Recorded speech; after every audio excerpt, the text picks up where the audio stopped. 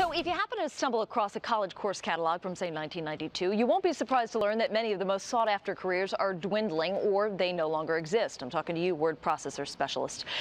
So how do you plan today for the jobs that will be in demand tomorrow? Well, joining me is Dan Fantasia. He is the president and CEO of the executive search firm Treeline. Thanks for being here this morning. Thanks for having me. There is an interesting study out that says, it's by Mass Inc., and it says it's predicting about a 3% drop from 2020 to 2030 in the number of adults with a bachelor's degree. Where are we losing all of those adults who formerly had bachelor's degrees? Oh, I think it's mainly the baby boomers that are going to be leaving the job market.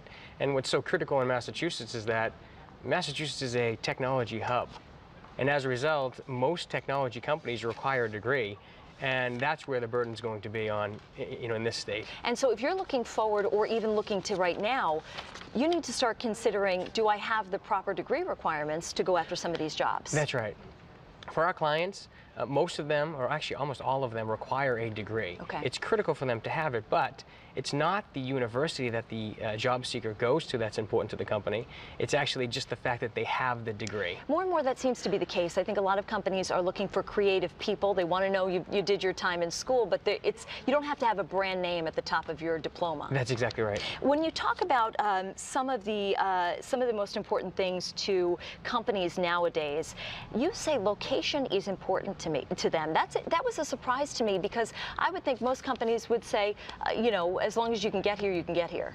It's so interesting that you bring that up. The #1 disqualifier in a job search is a person's location. It's incredibly underestimated as to what that means to a company. So for many candidates, they'll consider new opportunities, and they'll say, I'll drive an hour to get to my next job. The employer doesn't want that. The employer doesn't want that. Very interesting. So what should you do if you're expanding your search area? Should you then be saying to them, I'm willing to move, or I'm looking to come closer, or I have alternate plans if there's a snowstorm or something like that? What do you do? Yeah, I think the solution is, as painful as it may sound, is to move.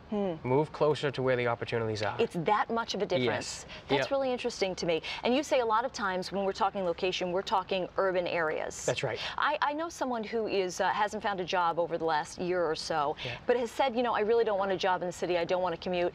It sounds to me like it may be time to change the strategy here. It may be time to say, I need to open up my search area. I would agree. Okay, and especially in these urban areas, this is where the tech boom is happening. That's right. Yeah. When you talk about also going forward and finding a career that will meet you as you travel down your road, you say that people should look at the future need. That's right. And right now in Massachusetts, technology is just booming.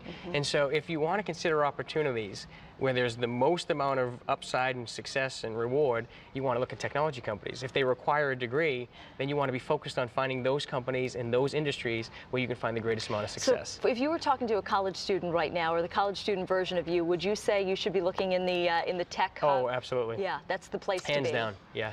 Dan, it's some interesting stuff that you present to us. We appreciate it. Dan Fantasia is the president and CEO of the executive search firm Treeline. You can find him at treeline-inc.com. Dan, thanks for joining us. Thank you. Sarah, over to you.